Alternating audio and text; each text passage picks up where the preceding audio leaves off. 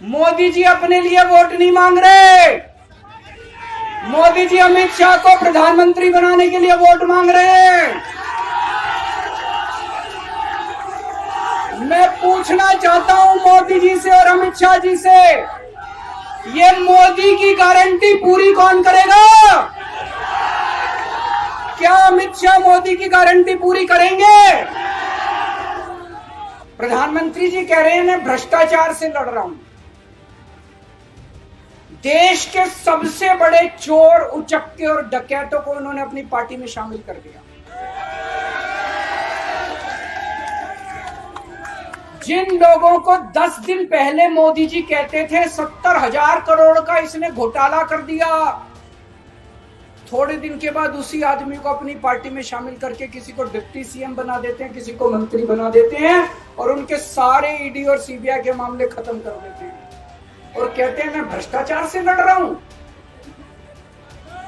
मैं मोदी जी को कहना चाहता हूं, भ्रष्टाचार से अगर लड़ाई लड़नी है तो केजरीवाल से सीखो। पंजाब के अंदर मेरा एक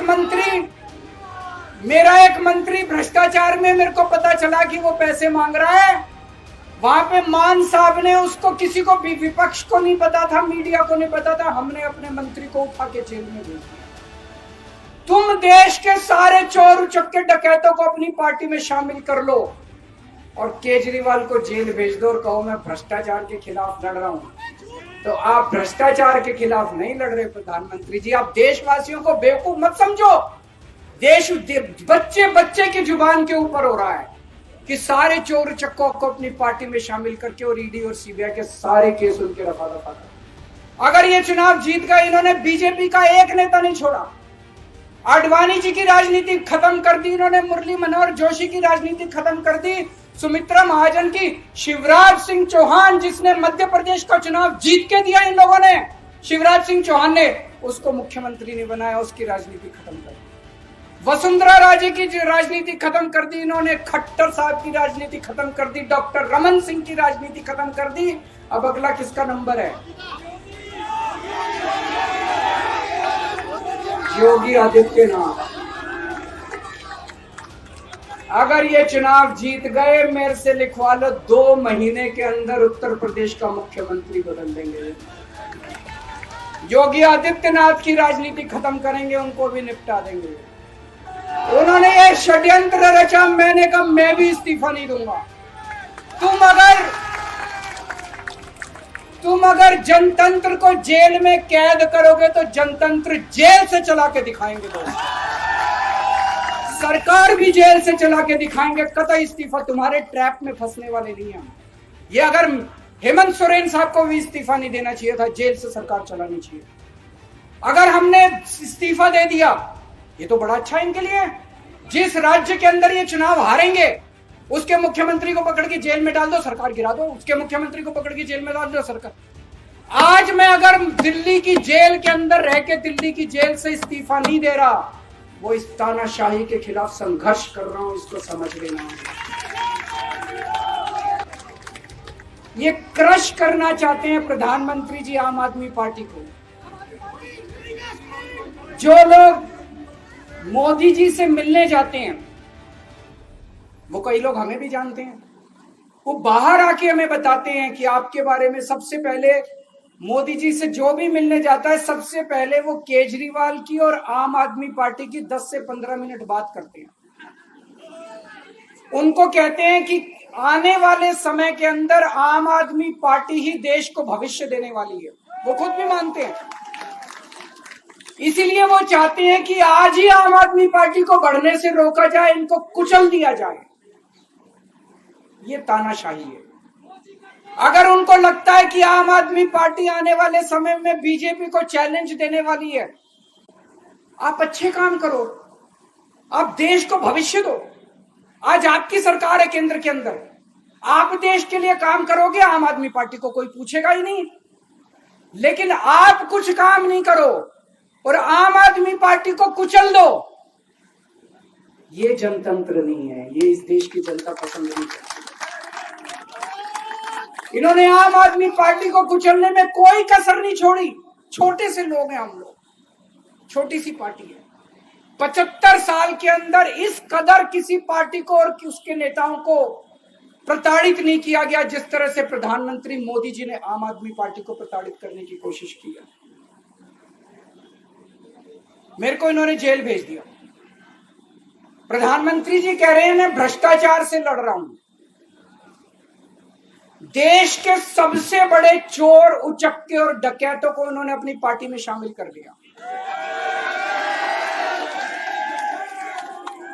जिन लोगों को 10 दिन पहले मोदी जी कहते थे 70,000 करोड़ का इसने घोटाला कर दिया, थोड़े दिन के बाद उसी आदमी को अपनी पार्टी में शामिल करके किसी को डिप्टी सीएम बना देते हैं, किसी को मंत्री बना देते हैं और उनके सारे ईडी और सीबीआई के मामले खत्म कर देते हैं और कहते हैं मैं भ्रष्टाचार से लड़ रहा हूं।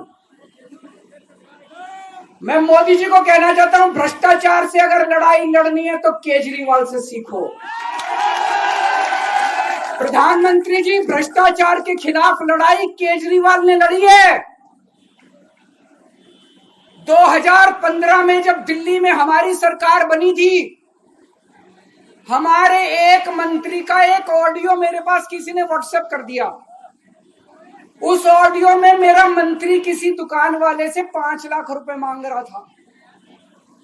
किसी मीडिया वाले को नहीं पता था, विपक्ष को नहीं पता था। आप लोगों को याद होगा, मैंने अपने खुद मंत्री को सीबीआई के हवाले कर दिया, जेल भेज दिया था अपने मंत्री को। ये होती है भ्रष्टाचार के खिलाफ लड़ाई। पंजाब के अंदर मेरा एक मंत्री भ्रष्टाचार में, मेरे को पता चला कि वो पैसे मांग रहा है। वहां पे मान साहब ने उसको, किसी को भी, विपक्ष को नहीं पता था, मीडिया को नहीं पता था, हमने अपने मंत्री को उठा के जेल में भेज दिया। तुम देश के सारे चोर उचक्के डकैतों को अपनी पार्टी में शामिल कर लो और केजरीवाल को जेल भेज दो और कहो मैं भ्रष्टाचार के खिलाफ लड़ रहा हूं। तो आप भ्रष्टाचार के खिलाफ नहीं लड़ रहे प्रधानमंत्री जी। आप देशवासियों को बेवकूफ मत समझो। देश बच्चे बच्चे की जुबान के ऊपर हो रहा है कि सारे चोर चक्कों को अपनी पार्टी में शामिल करके और ईडी और सीबीआई के सारे केस उनके रफा दफा कर।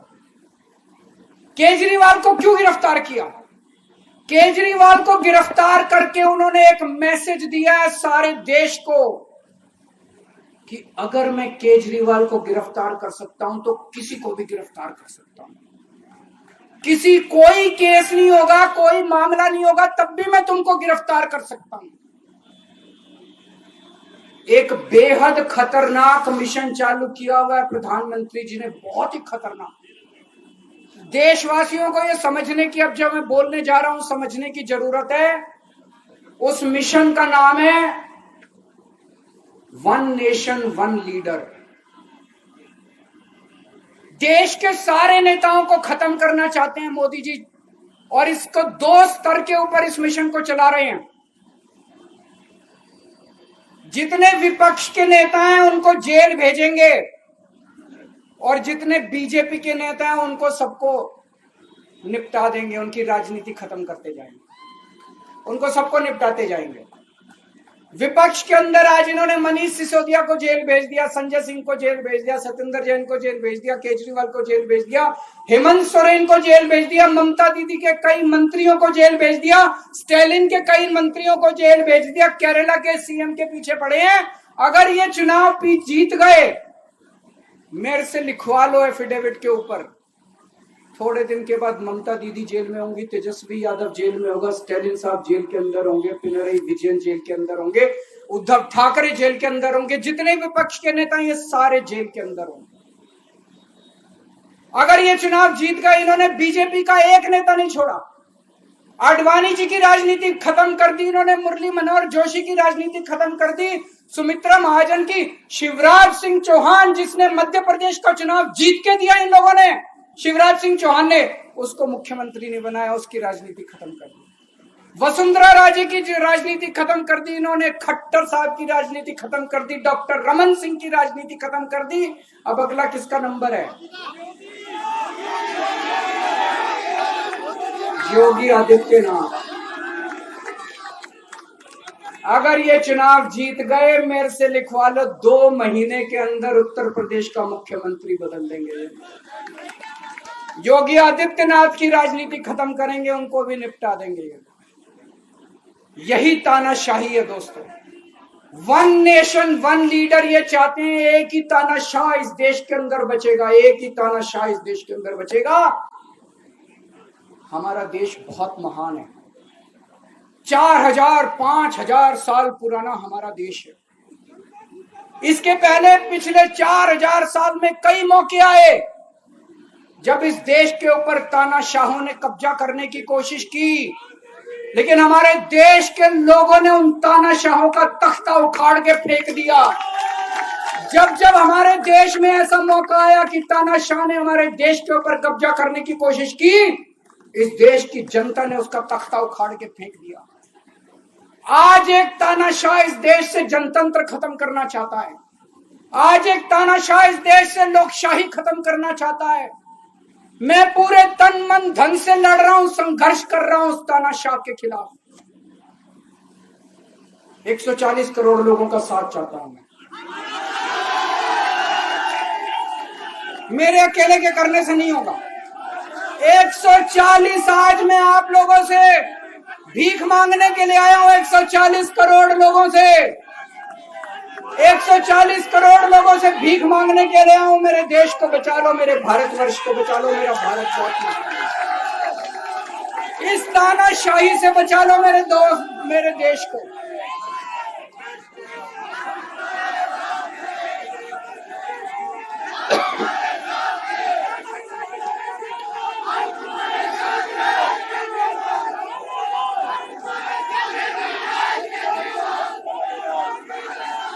मैं सुप्रीम कोर्ट का बहुत बहुत शुक्रिया अदा करना चाहता हूं। उन्होंने 21 दिन दिए हैं, एक एक दिन में 24 घंटे हैं।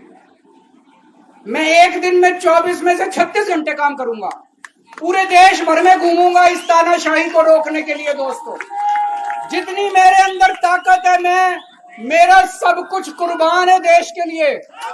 मेरा तन मन धन सब कुछ कुर्बान है मेरे देश के लिए। मेरे खून का एक एक कतरा मेरे देश के लिए, मेरे शरीर का एक एक कतरा, मेरी जिंदगी का एक एक पल मेरे देश के लिए। मेरे देश को बचाने के लिए मैं पूरे देश में जाऊंगा। अब एक बहुत महत्वपूर्ण बात करने जा रहा हूं, उसको ध्यान से सुनना। ये लोग इंडिया गठबंधन से पूछते हैं आपका प्रधानमंत्री कौन होगा। मैं बीजेपी से पूछता हूं आपका प्रधानमंत्री कौन होगा। आप लोग सोच रहे होंगे केजरीवाल क्या बात कर रहा है, मोदी जी होंगे। नहीं, मोदी जी अगले साल 17 सितंबर को 75 साल के हो रहे हैं। बीजेपी के अंदर मोदी जी ने 2014 में मोदी जी ने खुद ने रूल बनाया था कि बीजेपी के अंदर जो भी 75 साल का होगा उसको रिटायर कर दिया जाएगा। सबसे पहले आडवाणी जी को रिटायर किया गया, उसके बाद मुरली मनोहर जोशी जी को रिटायर किया गया, फिर सुमित्रा महाजन को रिटायर किया गया, फिर यशवंत सिन्हा को रिटायर किया गया। अब मोदी जी अगले साल 17 सितंबर को रिटायर होने वाले हैं। तो मैं बीजेपी से पूछना चाहता हूं आपका प्रधानमंत्री का दावेदार कौन है। दोस्तों, अगले साल 17 सितंबर तक अगर इनकी सरकार बनी, तो उस पर भी आऊंगा मैं। अगर इनकी सरकार बनी तो पहले अगले 2 महीने में योगी जी को निपटाएंगे ये, और उसके बाद मोदी जी के सबसे खास अमित शाह को ये प्रधानमंत्री बनाएंगे। तो मैं लोगों को, देश के लोगों को आगाह करना चाहता हूं, मोदी जी अपने लिए वोट नहीं मांग रहे। मोदी जी अमित शाह को प्रधानमंत्री बनाने के लिए वोट मांग रहे हैं। मैं पूछना चाहता हूं मोदी जी से और अमित शाह जी से, ये मोदी की गारंटी पूरी कौन करेगा? क्या अमित शाह मोदी की गारंटी पूरी करेंगे? जब आप अगर जो वैसे तो मेरे को लगता है मैं भी आऊंगा उसके ऊपर, मुझे नहीं लगता इनकी सरकार बन रही है, लेकिन जो बीजेपी को वोट देने जाएं वो ये सोच के जाना कि आप मोदी जी के नाम पे वोट नहीं दे रहे, आप अमित शाह के नाम पे वोट दे रहे।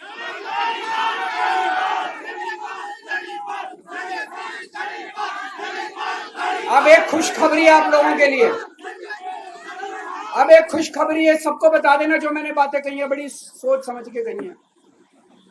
वहां बैठ के यही सोच रहा था 50 दिन से।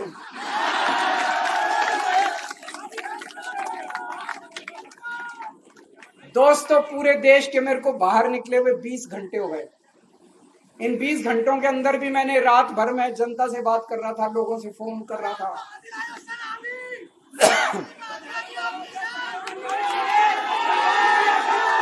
क्या बोल रहे?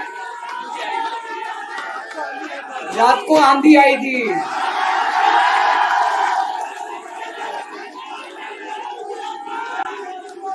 पिछले 20 घंटे में मैंने जो बातचीत करी है, कई बड़े बड़े एक्सपर्ट से बात की, चुनाव विश्लेषकों से बात की, सेफोलॉजिस्ट से बात की, जनता से बात की, फोन पे लोगों से। मेरा अपना आकलन है कि 4 जून के बाद इनकी सरकार नहीं बन रही, मोदी सरकार नहीं। दोस्तों, अगर मैं गलत हूं तो मेरे को बताना। हरियाणा में इनकी सीट कम हो रही है, राजस्थान में कम हो रही है, कर्नाटक में कम हो रही है, दिल्ली में कम हो रही है, बिहार में कम हो रही है, महाराष्ट्र में कम हो रही है, कर्नाटक में कम हो रही है, बंगाल में कम हो रही है, झारखंड में कम हो रही है। बढ़ कहां रही है? यूपी में कम हो रही है।